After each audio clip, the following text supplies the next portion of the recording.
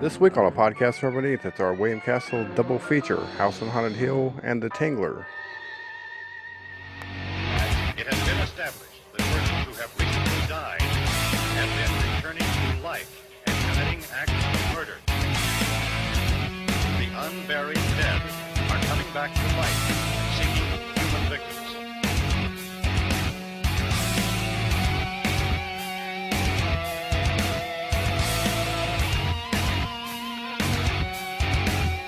So, Aaron, what do you think about William Castle?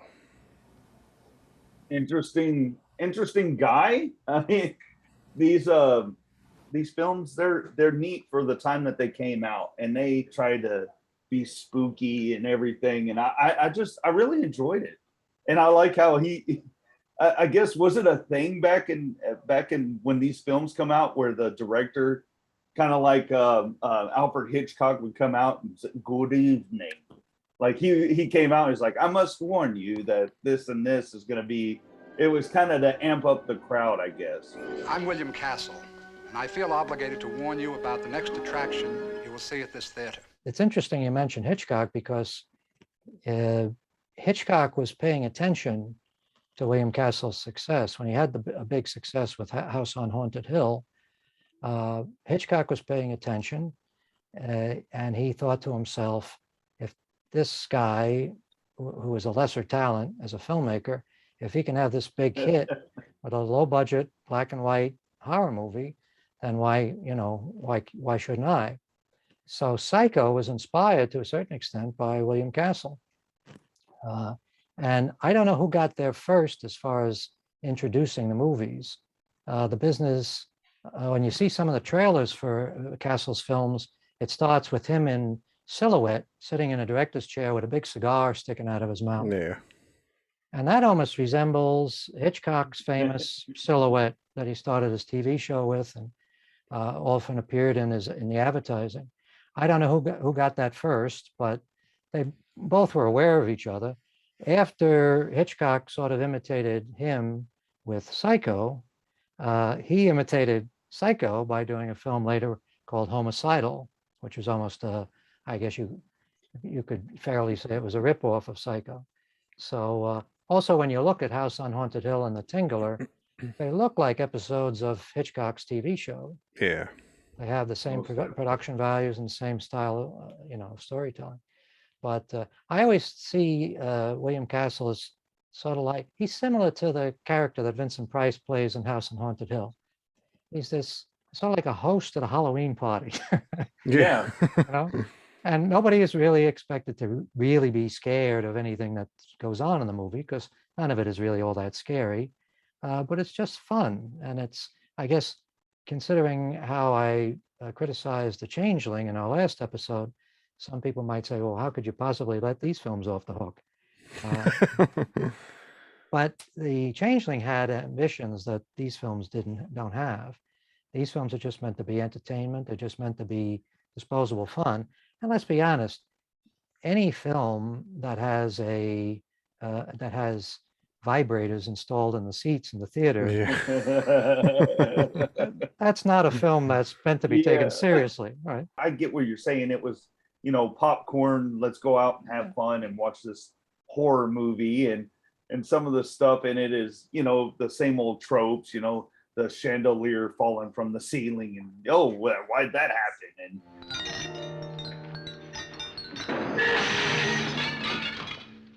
And Which also happened in The Changeling. Yeah. What? Really? Chandeliers are dangerous things. Yeah. I know. Don't go in any place with a chandelier, because it's gonna fall. Well, what? Yeah, but that just shows you that the guy that the directors of that time, when they made The Changeling of that time, they grew up watching these guys. So they're like, oh, I want to have a chandelier. Remember when we first saw that when we were kids? I could see a little kid going to this movie back when it came out and being like, oh my God, that's crazy. Look at all this stuff happening. And it really influenced them. And you can see that in films that are later made by these other directors. They know that the plot doesn't make any sense. They know it's silly and ridiculous, the ideas. But the idea is to put all the stuff in front of the audience that the audience came to see. And that seemed to be his real ambition. And in House on Haunted Hill, he makes up for the absence of actual ghosts by having all these other apparitions like the skeleton and, you know, coming out of the acid and all that sort of stuff. Yeah. And of course, the great vat of acid. The vat of acid. every house should have one. That guy opens it up. I'm like, everybody's just gonna stand around it. Like you're pretty close to the vat of acid. You Well, know, the interesting thing is the exterior shots he has of the house were the Ennis house in Los Angeles, which was designed by Frank Lloyd Wright. So it was more of a modern looking building on the outside. And it's hard to imagine that building where they also shot some stuff for Blade Runner, I think. It's hard to imagine that house from the outside having an acid pit in it. Yeah. yeah. But that's the thing. All the little touches right from the start. As soon as they come in the door, the chandelier falls. There's blood dripping from the ceiling.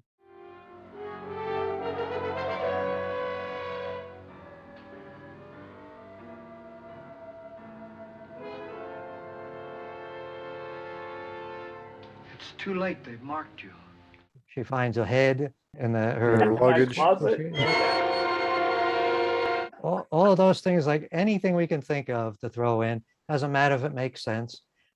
When Richard Long, ostensibly the hero of the movie, when he finds the head in his closet, pops up in his room, he grabs it and he brings it downstairs and he plops it down on the table. And there's never any mention of whether or not that's supposed to be a real head or Yeah. Yeah. is that a prop? And Elijah Cook, who we've spoken about before, he was the guy that shows Rosemary and Guy around their new apartment in Rosemary's Baby. Oh, God. Yeah. Fireplace works, of course. When I see him, he looked really familiar. I'm pretty sure I've seen him on a bunch of other things. He played very similar roles in 1,000 movies. Yeah. First movie that I think he was known for was Maltese Falcon, where he plays the fat man's assistant who's always threatening everybody with a gun, you know. So he had a long career. He was doing similar roles up into the 70s. So, you know, he was a very familiar face. Yeah, he had that look of like I've probably seen him on Andy Griffith's show. Yeah, he probably was on all the TV shows and all the Yeah. variety shows. Yeah, but him going around basically telling you all the things that you're not going to see in this movie, you know, and then this happened, and then this happened, and they never found the heads. You know? And that's great because in a way, if you can't show something, at least have somebody there to describe it. It sort of adds to the flavor, you know, of the film. So all the talk about ghosts inhabiting the place, that you know, there aren't any real ghosts in the film, but it still adds to the overall effect. It's an old dark house movie, really, more than anything, and that's a genre that goes back to silent film era. And it's funny they don't make those movies anymore. I tried to get a little bit of the old dark house feeling in my movie Demon Resurrection, but you know, the premise is usually a bunch of people who don't know each other. They end up somehow in an isolated house. They've either been brought there for the reading of a will, or somebody that they don't know has invited them to a party, and they've all showed up. 10 Little Indians, the Agatha Christie, probably her biggest success, which was done as a film, and then there were none. That is very similar. As a matter of fact, there's some scenes in House on Haunted Hill that are right out of And Then There Were None. The whole idea of people coming to a house, they never met the host, they don't know why they're there, they've never met any of the other guests. May I have your attention, please? This letter to Rogers is signed by Mr. U.N. Owen. I must confess I don't know Mr. Owen personally. What kind of a man is he?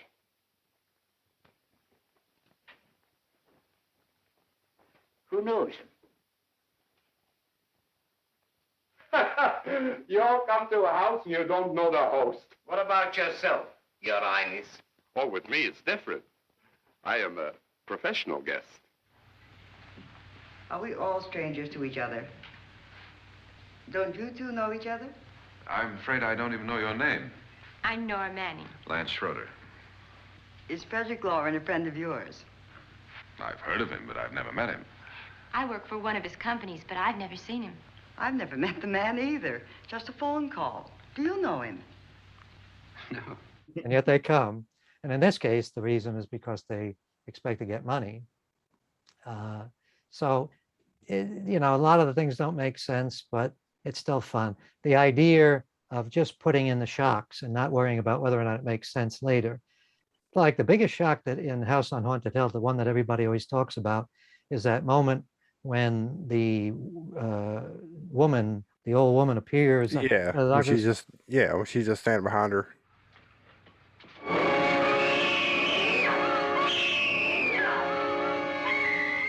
And she appears to be floating on a dolly. She just floats right out of the scene.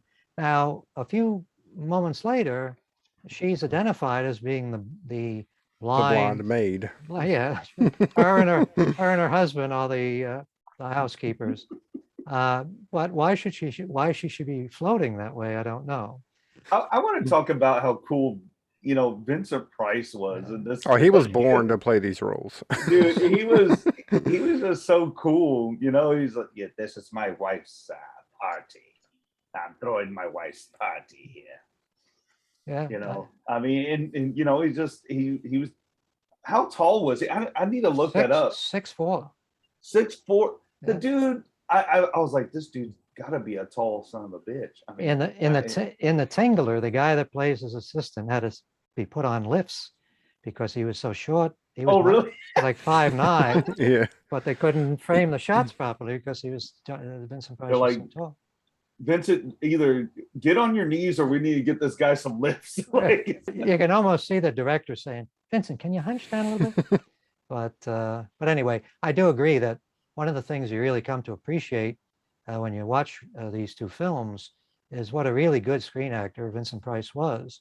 Because nowadays we always tend to judge acting in terms of, is it real? Is it believably real? Is it natural? yeah. He had the ability to give a very witty, stylized performance, and at the same time, it seemed perfectly natural. You know, like in the Tingler, especially when he's talking with that guy that comes in. You know, the guy that plays such an important part in the story comes into his autopsy room at the beginning of the film, and that sounds like a conversation that could take place in real life. Very low key, very natural sounding. I'm sorry, I didn't know it was a relative. It's my wife's brother. Look, please try not to faint, huh? Oh, I won't faint. So the idea that Vincent Price was somebody that always was over the top and always chewing the scenery, he was pretty selective in terms of when he chewed the scenery. Well, and you had, that was his niche. You wanted a nice little horror film. I mean, you got Vincent Price in there.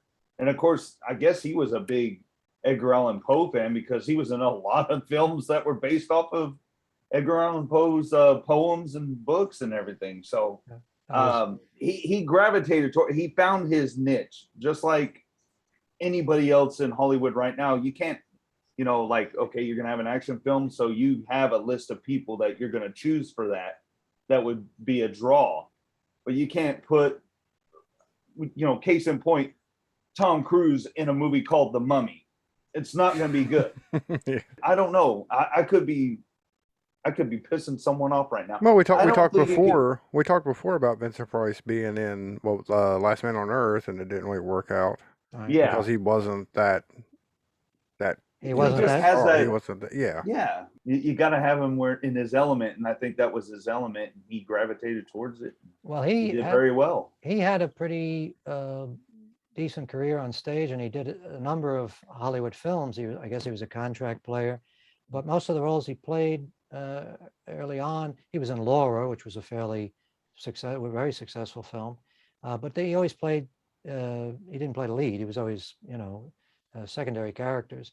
And then he had this film and The Tingler, and he did. I guess before that he did The House of Wax, which was a big hit. And That's then another good one. Then he did The Fly, and I guess the combination of all those movies, everybody started to say, that's the horror guy. That's the guy you go to if you want that type of horror.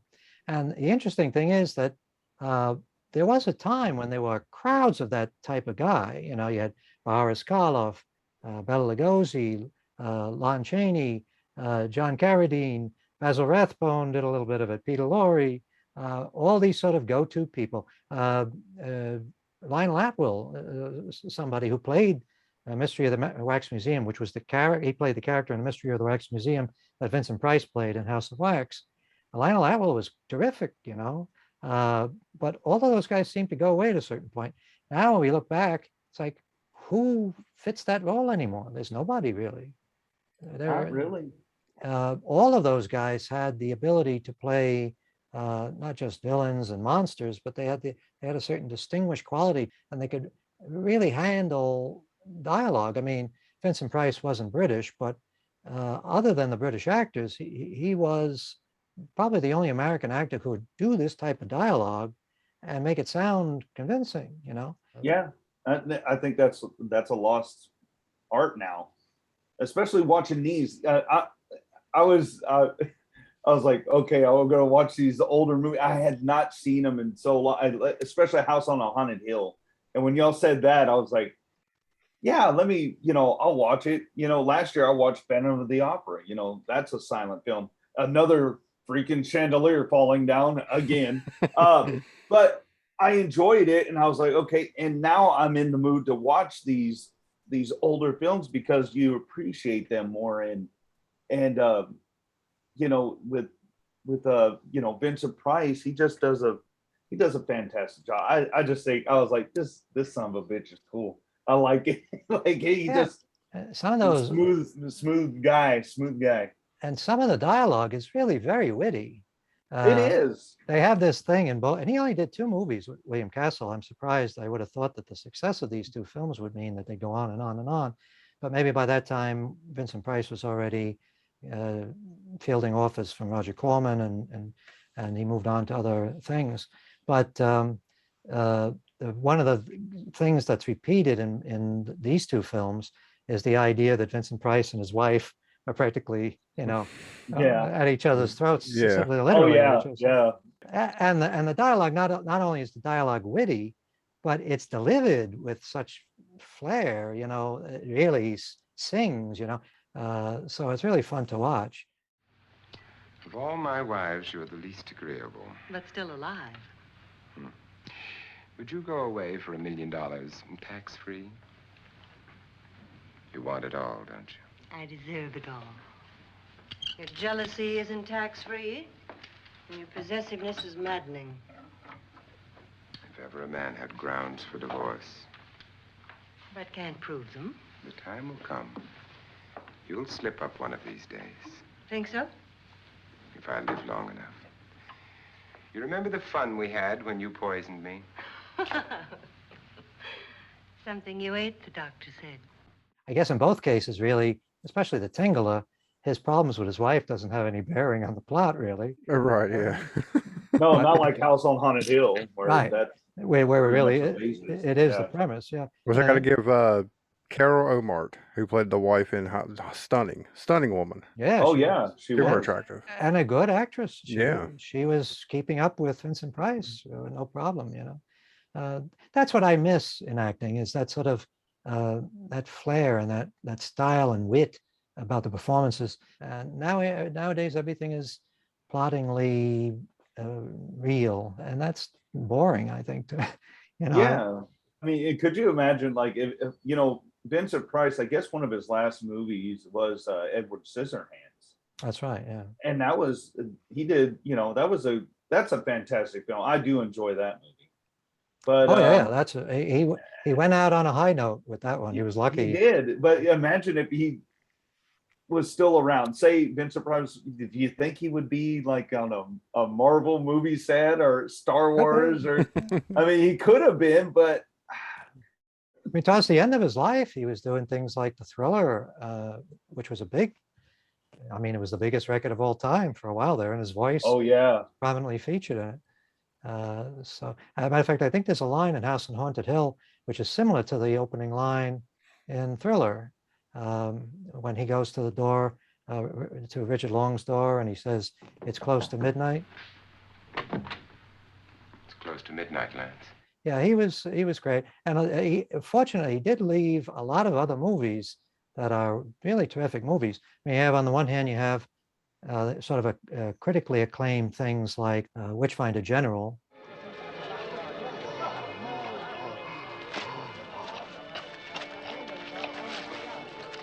She was innocent.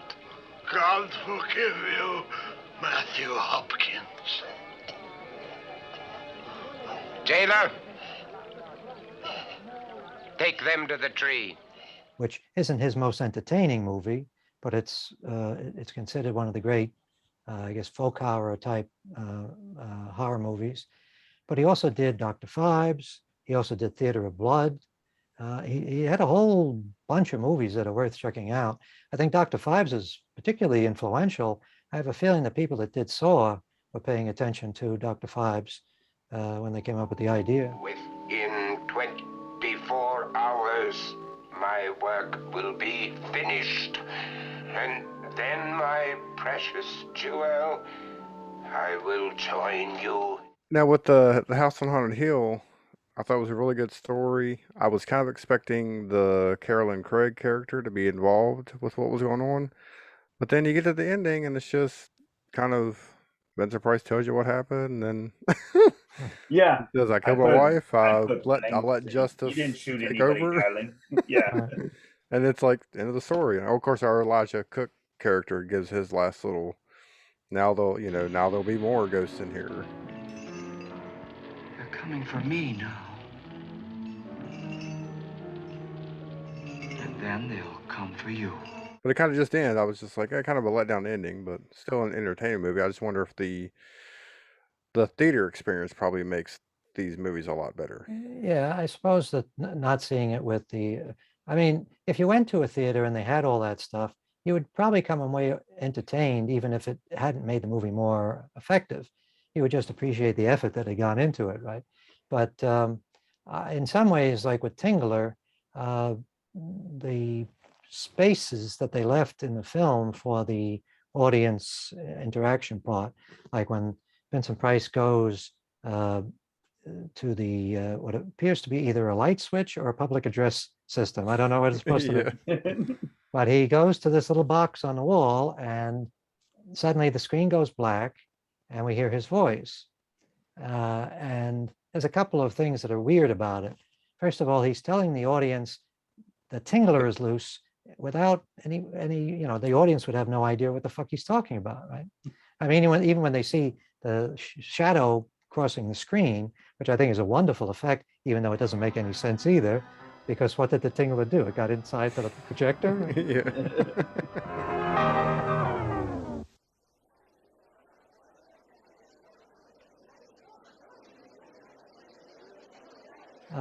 But that's the thing. It's like almost like a dreamlike effect. Presumably, the reason why the lights go off, which doesn't make sense. Why would you turn lights off in a movie theater when there's a crisis, right? Yeah.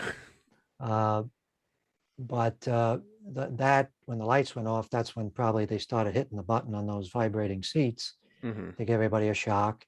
And basically he's telling everybody in the audience in the theater to scream. And I'm sure people accommodated him. Yeah. So it must have been fun, but it sort of leaves little gaps in the film now, because we don't get that part anymore. Yeah, and I know they had to redo the audio, his voiceover for the drive-in version, because obviously you can't turn the lights out outside. Yeah. Yeah, there were a couple of versions of both of these films with House on Haunted, with the Tingler. There's a version. Did you guys see the version that has the color inserts? Yeah, the one I watched had the water in the bathtub, and that come out of the sink was red. Which is a very startling effect when you see it. You're watching a black and white movie, and suddenly there's one thing in the shot that's brilliant red, blood red.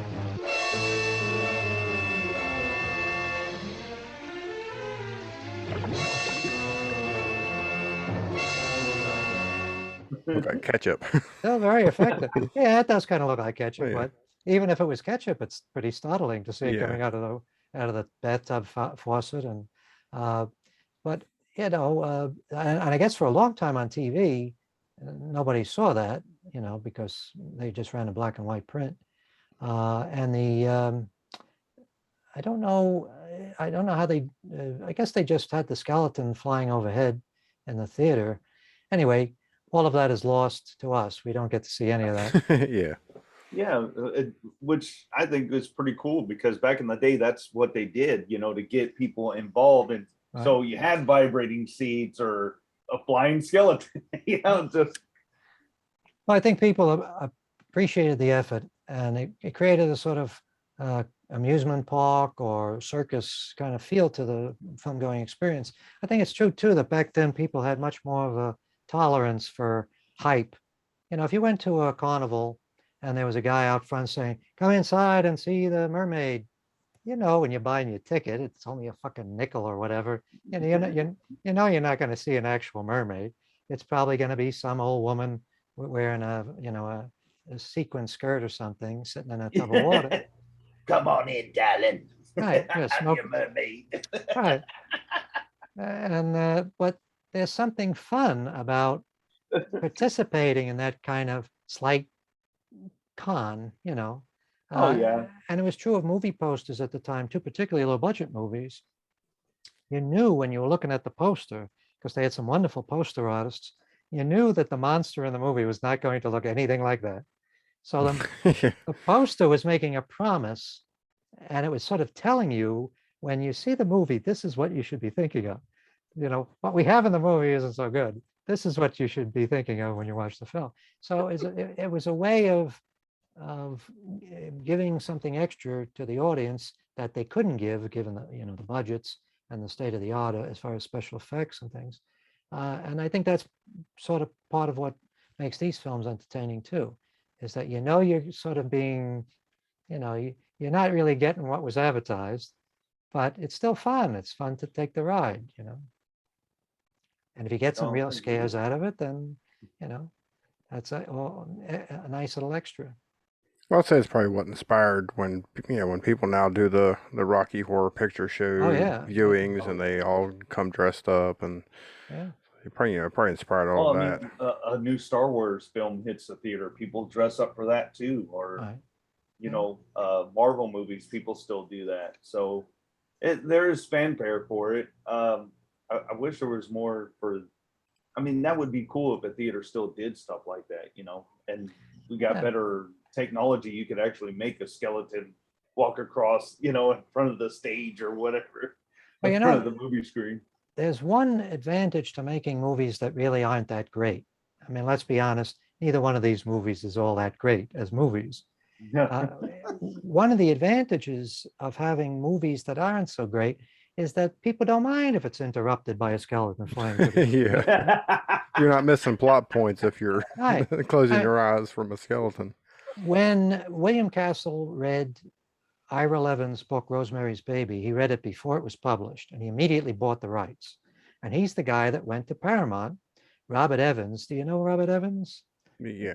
They made a movie about him. He was quite a colorful character. He was running Paramount at a time when they were really in the doldrums. And he came up with a slate of projects that made them the biggest studio in Hollywood at that time. Rosemary's Baby was one of those films. But when William Castle brought it to Robert Evans, he said, I want to produce this and I want to direct it. And Robert Evans said, this fella, this Roman Polanski guy, he looks pretty good. He'll direct it. And in a way, it's too bad, and it's also a great relief. Yeah. Because we ended up with a great movie. But on the other hand, there's a part of me that would have loved to have seen what William Castle would have done with it. Yeah. Yeah. You go to the theater and they're throwing fetuses at you. But I hope that he would have been smart enough to know, because this was his attempt to go to being an A-level director. Yeah. I hope he would have been smart enough to know this just has to be a good movie, and we don't do the gimmicky stuff. But there's still something kind of weird about when you're watching Rosemary's Baby and his name comes up in the opening credits. William Castle,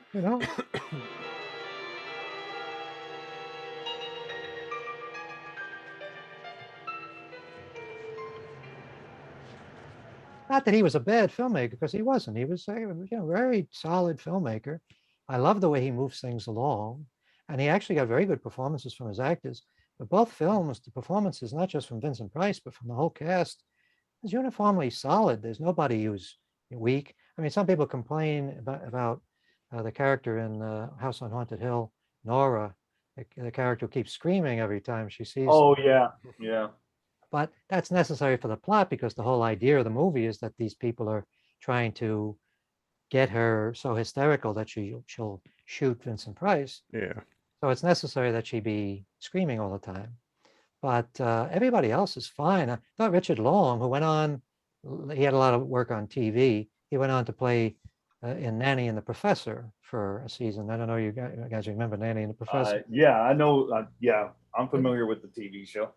This, along with my mention of the Flying Nun in our previous episode, proof that I had wasted a lot of time as a kid watching TV.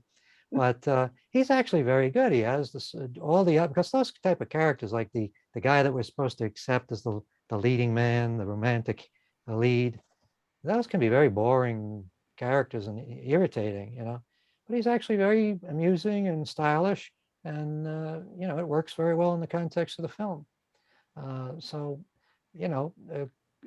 If we give credit to directors for the performances of the actors, I guess we have to say William Castle knew what he was doing with the actors.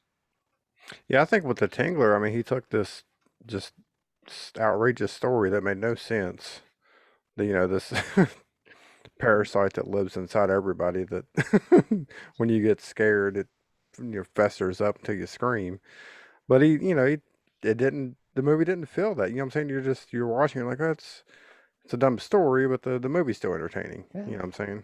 And surely the guy who wrote, the same guy wrote both films, he was writing that witty dialogue. He must have been smart enough to know that the Tingler was an outrageously absurd idea. But there's also something about the idea of the Tingler being sort of like a meta film. It's constantly making references to the fact that it's a movie, basically. They even go so far. I really appreciated the audacity of this. At one point, when the Tingler has gotten loose and they've captured it in the projection booth, they put it in one of the film cans. Film cans, yeah. Carrying around a film can. So they have a scene in the theater, and they had the scene in the projection booth, and they had the creature wriggling across the screen, and then they put it in a film canister and take that back. I mean, it's like everything is referencing the fact that you're watching a movie. So I appreciate that, and I appreciate the fact that they were so outrageous in doing such a ridiculous idea, because I can imagine any other screenwriter trying to think of an idea, coming up with, how about, oh, no, that would never work. Nobody would ever buy that. But as a child, I thought this was the greatest fucking movie I ever saw. When I saw this on Chiller Theater one night, I thought, holy shit, this is great. Not only do they tell you that there's this creature that's going to form itself on your spine when you get scared, but they actually take it out and show it to you. Yeah.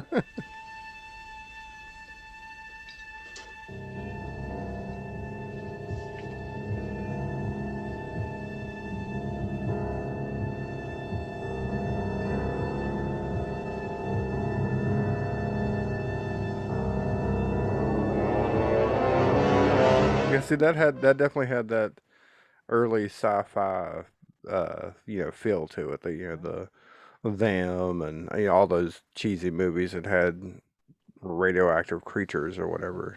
But then you have this, and there's just one Tingler in it. You know what I'm saying? It's just we got like 8 characters in this movie.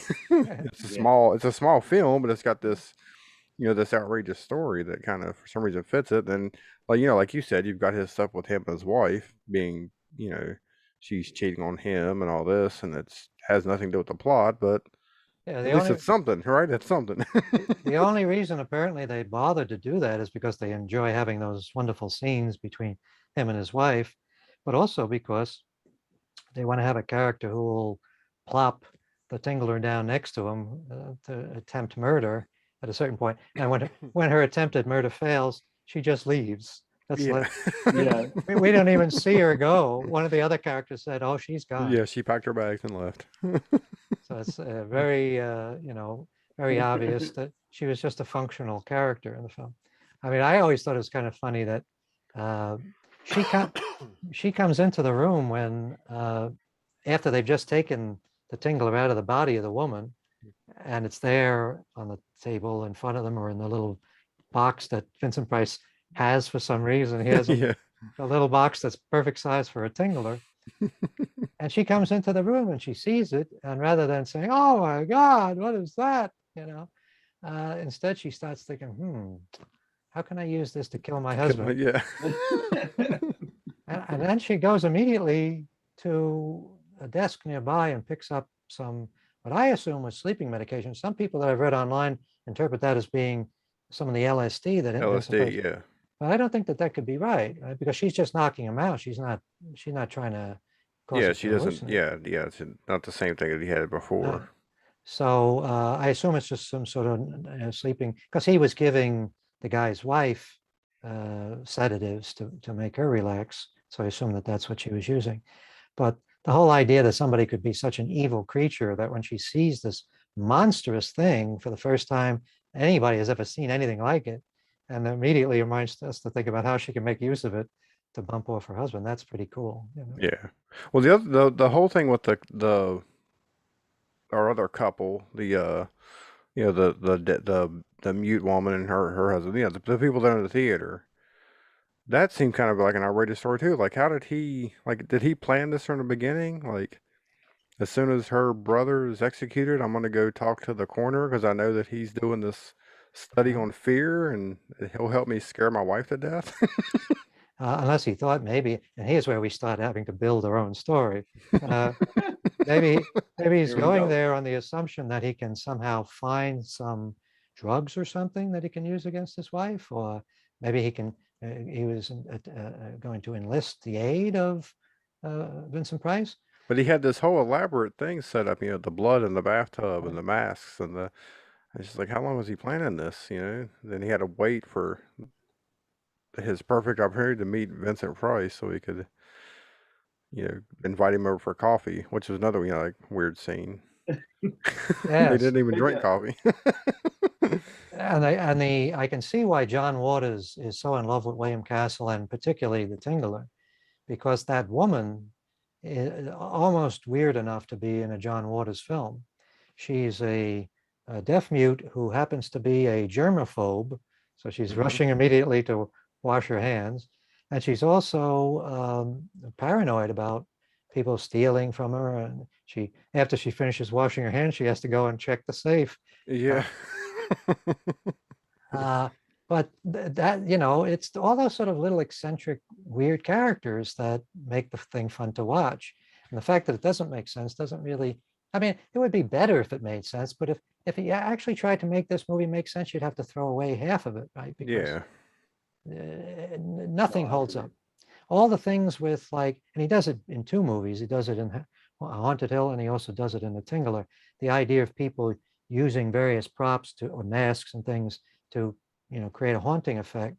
Well, that doesn't make much sense. In House on Haunted Hill, the dead wife appears outside Nora's window, floating in midair, with a rope that she hung herself with, snaking into the room and wrapping itself around her ankles.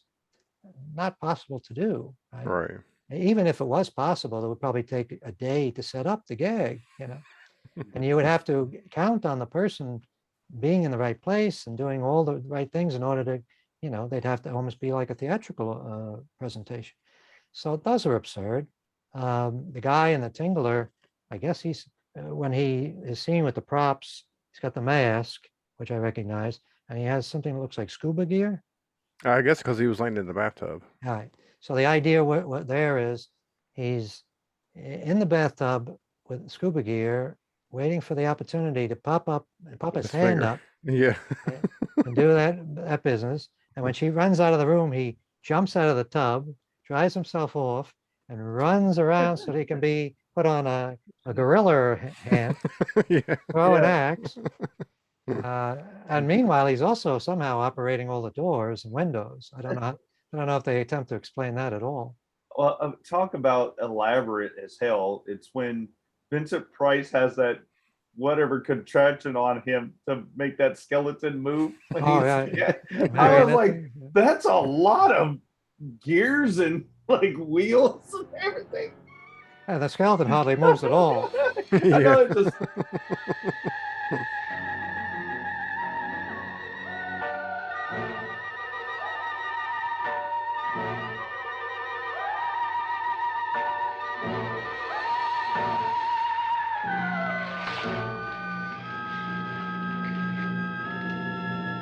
We were talking about Ed Wood in our last episode, right? The Plan 9 from Outer Space. And I guess the question came up of who was the first to start doing parody movies Right, that, yeah. and in a way you could sort of say that this movie House on Haunted Hill is a sort of a parody of the old dark house genre.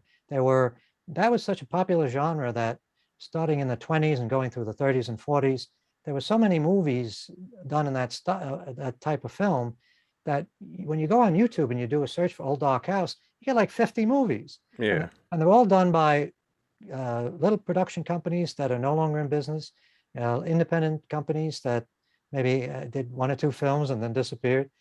And a lot of those are damn entertaining. They're terrible movies, but they're very entertaining because they have that same premise. So this movie, which is what, 1958, 54, 56, 58, something like that? What year are we talking about? 59. 59. So this is right on the cusp of when things start changing, right? I mean, when Psycho comes out, then movies change forever. And he's doing this little homage to the movies he probably enjoyed watching when he was a younger man. You know, I mean, this film is pretty close to being a comedy. The entertainment value it has nowadays is the laughter value, right? Yeah. The amount of laughs you get from it, from the witty dialogue, from the stylish performances, and from the absurdity of the plot. The wife, probably in a rage, threatened her husband with a knife and then, carried away by hysteria, took a swing at him and simply went on from there. She certainly went on. How many people did she kill, Mr. Pritchard? Only two. Her husband and her sister. No one else was here. So there are two loose heads just floating around in here somewhere? You can hear them at night. They whisper to each other. If you enjoy this type of film, spend a couple of minutes on YouTube sometime and make a playlist of every public domain old dark house movie you can find. Yeah, my plan was after I watch both of these, I'm gonna go back and watch Homicidal, which I want to try to get that one, and there was another one. Macabre. Macabre, yeah. That was his first one. That was the first one he produced and directed. He mortgaged his house to finance it. Oh, wow. That's a gamble. And it paid off for him. Of course, I've heard his last movie was a interesting watch too. That's Shanks. Shanks, yeah. I've heard it's an interesting watch. That's the one with Marcel Marceau. I believe so, yeah. Yeah, that was a weird idea to do a movie. I guess Marcel Marceau is the famous mime. Mime, yeah. And the idea was that it was is it a killer mime? Is that the premise? I believe so, yeah. I haven't seen it. It's a mute puppeteer uses a deceased scientist's invention to control dead bodies like puppets. Oh, okay. So that's a little different. Yeah. It looked interesting whenever I was researching other movies of his. Well, after Rosemary's Baby, Castle wasn't really able to benefit much from the great success of Rosemary's Baby because he had a health problem and he was sort of out of action for a while. And when he went back to producing and directing, the appeal or the whatever sort of cachet that Rosemary's Baby had sort of worn off a little bit because there had been other big horror movies after that. So he ended up going back to doing stuff like Shanks. And he also, I guess his last movie was Bug, which seemed like a particularly unpleasant thing about flammable cockroaches. Yeah. Oh, wow. But he might have been, I think when it became sort of impossible to make movies like House on Haunted Hill, when that style was considered passé, I don't think there was really much place for him, you know. He wasn't able to transition to like Alfred Hitchcock was. Alfred Hitchcock was able to go from doing fairly stylized looking movies to doing kind of slightly gritty movies like Frenzy, where he stopped lighting things the same way and started lighting them like it was 1970s. Right, yeah. If you look at some of Hitchcock's movies, color movies that he made in the 60s, they look like they could have been made in the 40s. The same lighting that you would see in a movie like Gone with the Wind, which was basically turn every fucking light in the studio on. Yeah. Yeah, Vertigo definitely had that look. Vertigo, very much. Yeah. One might be, and a lot of people like Vertigo more than I do, but one could say that Vertigo, maybe that lighting effect, that lighting look fits the movie. But I think it hurts the birds. The birds would have benefited from being more realistic. Yeah. I like the look of Rear Window. Rear Window, that was a good one. That's a terrific film. Incidentally, the woman who plays the deaf mute in The Tingler is Mrs. Lonely Hearts in Rear Window. Oh, okay. When I saw, every time I see her, I say, I know that woman. Where the fuck is she? And that's who it is. You never really get to see Miss Lonely Hearts close up, so you only have an impression of her, and that's why it's kind of hard to recognize her at first sight, but that's the same person. How many of his movies did he actually have, like the theater gimmicks? Well, it did it from Macabre, 13 Ghosts, Mr. Sardonicus, A House on Haunted Hill, The Tingler. And he tried something similar for Bug. He wasn't able to get them to install feelers in the chairs. Right, yeah. So instead he did a little publicity stunt where he said that he had insured the cockroach in the movie for $1 million. Oh, wow. Okay. But I think, depending on what theater you go to, it probably has roaches anyway. That's right, yes. that sort of reminded me when I was watching that scene in The Tingler when the necking couple argue and they split up and she goes and pretty soon she's got the Tingler climbing up her leg. It sort of reminded me of a movie theater I used to work in years ago, which had a bad mouse infestation. And all during the show, the mice would be running over people's feet and they come out every once in a while. There's a rat in there. And the staff, as one, would always say the same thing. It's not a rat, it's a mouse. Oh, okay. That makes it better. That makes it better. Well, it does, I guess. Yeah, I've seen in some theaters, I've seen roaches big enough that I thought they were going to take me to my seat. They probably would be better at that than the ushers that they hire. Yeah. Yeah. So yeah, well, like I said, he had good ideas. I think if he were alive today, like not meaning being still alive today, if he was born in this era, I think he still probably could have had some. He probably could have done some stuff. You know what I'm saying? Oh yeah. Whether it be just the interactive, because I remember like interactive VHS tapes and interactive DVDs, and Netflix now has interactive programming. Yep. So I think he could have done really well in something like that.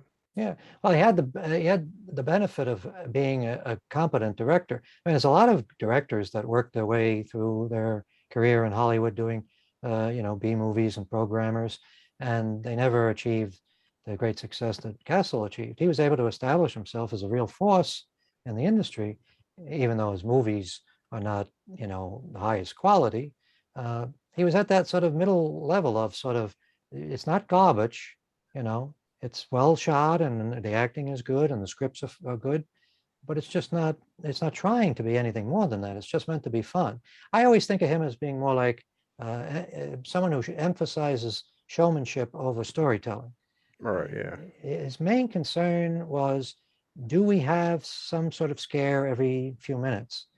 And how you get to the scare, he didn't care about.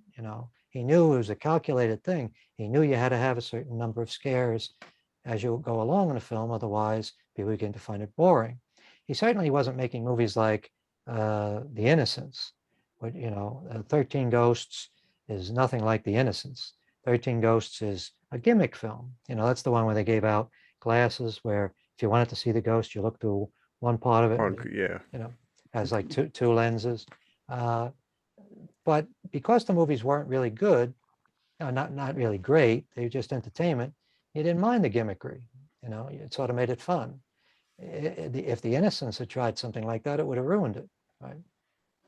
So his ability to do decent movies, even without the gimmicks, I think is what makes him memorable now.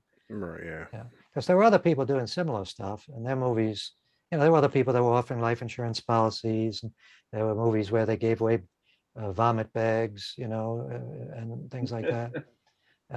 But the movies themselves aren't as memorable as Castle's film because they're not as well done and they're not as entertaining. So, yeah. So, Aaron, would you like to watch these in the theater where they currently have the gimmicks going on? Because I think it would make it. I think it'd be awesome. I do too. I think it'd be fun. Like I was telling y'all before. I mean, that I wish they still did stuff like that.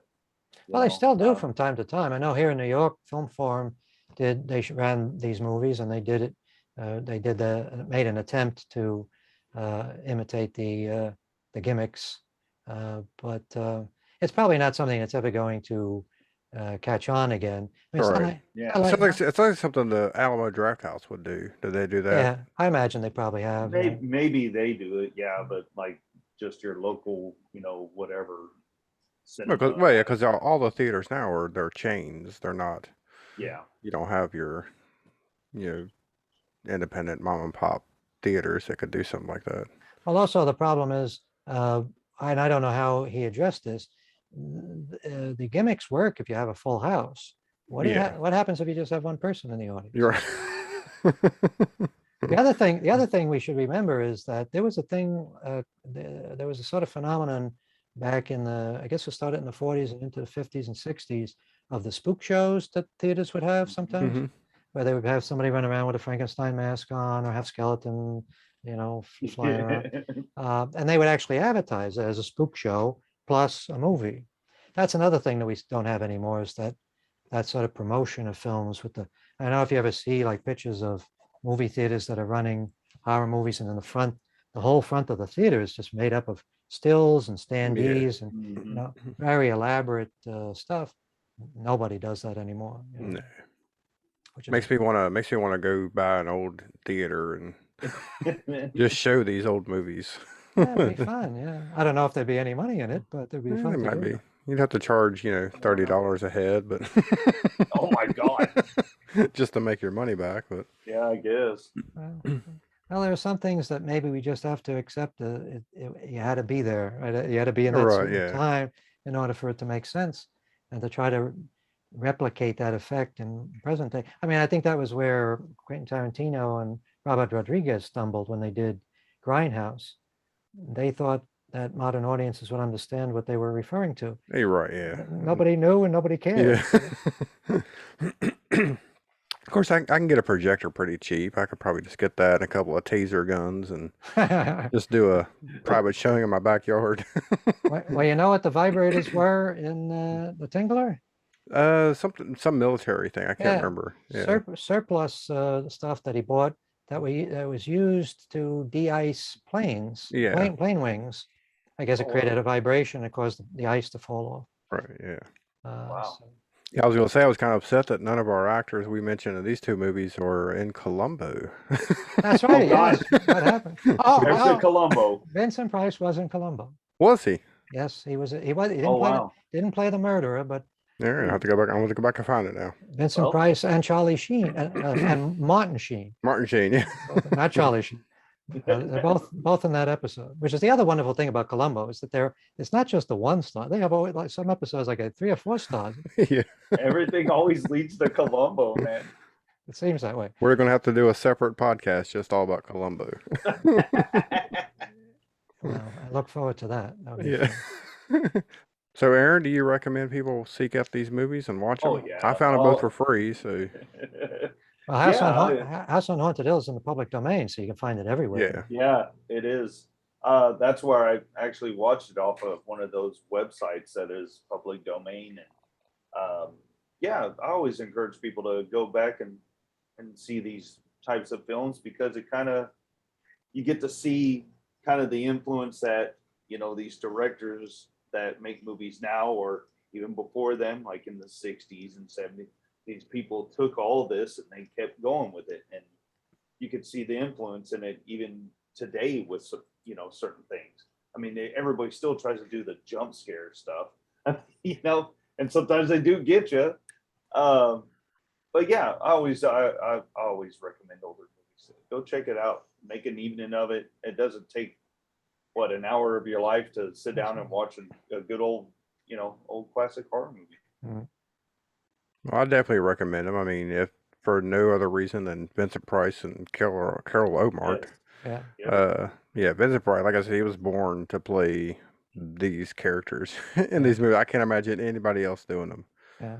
And it was just, yeah, like I said, they're fun, nonsensical, but entertaining. And like I said, I think if I could see them in a theater with the gags, I think I would probably enjoy them a lot more. But anyways, Aaron, where can everybody find you at on your other shows? Oh man, I'm a part of Rabbit and Red Radio. I got my show on there. I'm also part of B Movie TV. You can find it on Roku, and of course on my social medias. Reach out to me. They call me Mr. Poe on Slasher app, on Instagram and Twitter. So. All right, so William, where can everybody find you at? Well, I'm on Facebook and Twitter under my name, and my films, Demon Resurrection, Sleepless Nights, the upcoming Sleepless Nights. There are Twitter pages and Facebook pages for both of those films. And before we leave, we have a T-shirt store. Yeah. And we have podcasts from Knee Shirts. We got the exclusive Demon Resurrection T-shirt. I know a couple of people already picked that up. Yeah, I got to do self-promotion. We always forget. Yeah, I know. So, yeah, our T Public store. Go check it out. Yes, that's a good way to make a couple of bucks. Is this one of the tees that you're selling, or the one you're wearing, or? No, I'm wearing an X-Men shirt. I don't know what Aaron's got on. Oh, Freddy Krueger. Oh, Freddy Krueger. Okay. Yeah, we don't wear our own merch on the show. Like we probably should. Hey. Oh, there you go. The hat. Yeah. I had that custom made. Thank you very much. All right. Well, this was a fun episode, and until next week, we will continue to watch the good, the bad, and the cheaply made. It has been established that persons who have recently died have been returning to life and committing acts of murder. The unburied dead are coming back to life